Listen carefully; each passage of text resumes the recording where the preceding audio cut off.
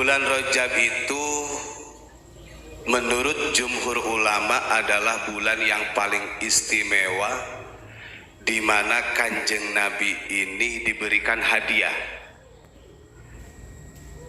Hadiah apa yang diberikan Allah kepada Kanjeng Nabi? Tentunya ini sudah kita ketahui, yakni Isra wal Mi'raj.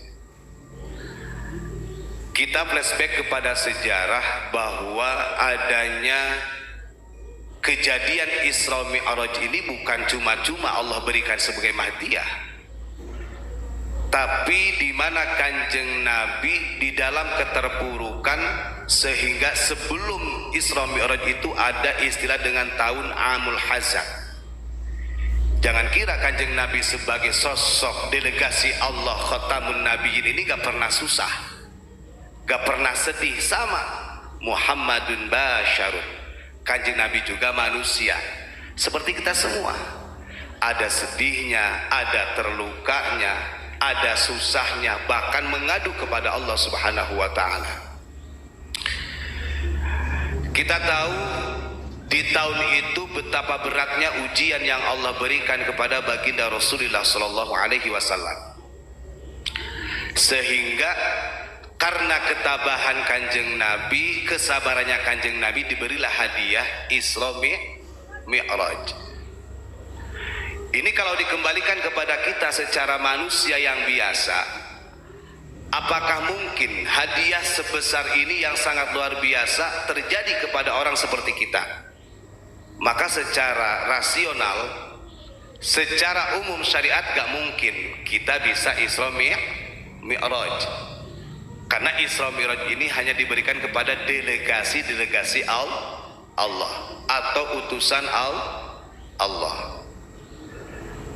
Maka kalau kita memahami bahwa Isra Mi'raj itu diberikan kepada delegasinya Allah, berarti ada kunci, ada pintu utama bagaimana kita supaya Isra Mi'raj, kita harus menjadi delegasinya Allah.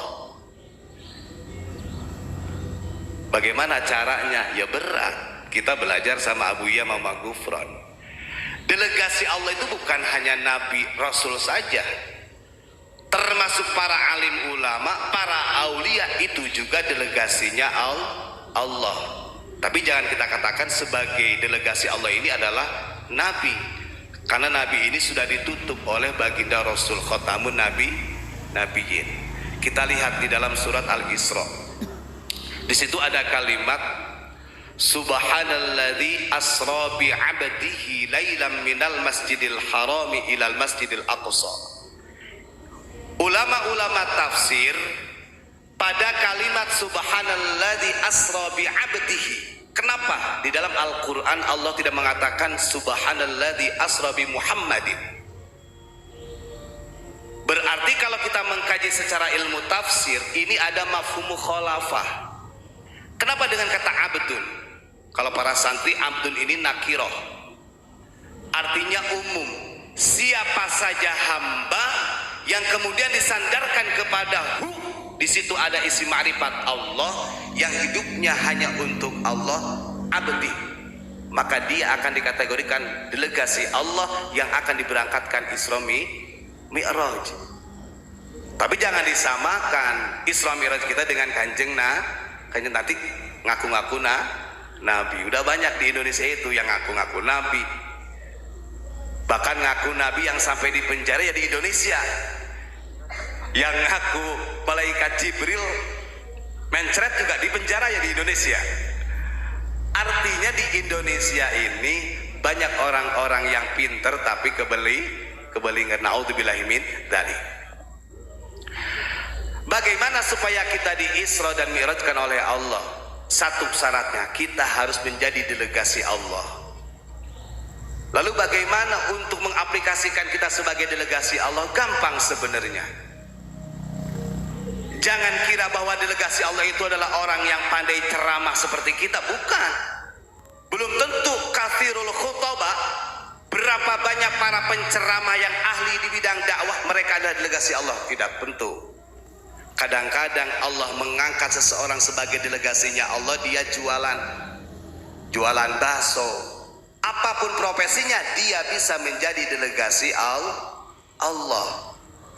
Contoh di rumah, ketika di dalam rumah, maka Kanjeng Nabi pernah mengatakan baiti jannati, rumah itu adalah surgaku. Betul.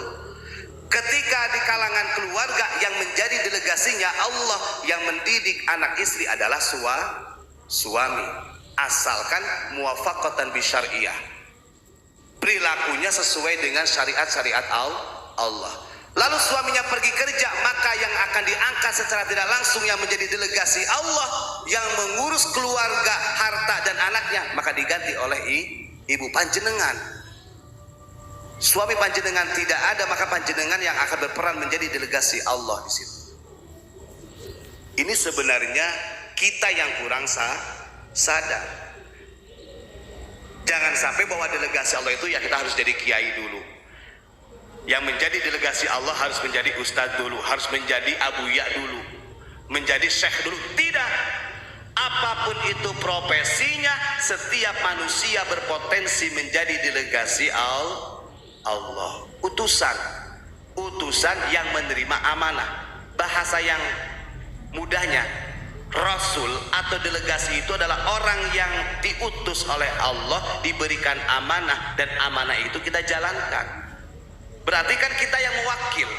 Suami diberikan amanah untuk anak istri, suaminya tidak ada, maka istri ini yang akan memberikan amanah kepada anak-anak. Itu delegasi secara pengaplikasian. Begitu. Jangan nunggu diangkat, wah saya harus diangkat dulu jadi nabi. Bukan begitu. Maka Al-Quran mengatakan subhanalladzi asra bi'abdihi laila. Lalu perbedaannya bagaimana Isra Mi'rajnya baginda Rasul dengan kita orang biasa? Maka beberapa ulama tafsir menjelaskan, termasuk di dalam kitab Sirrul Asrar karya Sultanul Aulia Kanjeng Syekh Abdul Qadir Jailani, beliau mengatakan tahapan Isra Mi'raj manusia ini berbeda. Jadi panjenengan kita semua jangan berasumsi mentasawur kita berangkat ke langit ketujuh. Jangan kejauhan. Kejauhan kita membayangkan Isra Mi'rajnya seperti Kanjeng nanti kalau nggak kesampaian yang ada adalah majnun, gendeng kita. Bahaya. Nanti terjadilah ngaku-ngaku nabi, terjadilah ngaku rasul, di penjara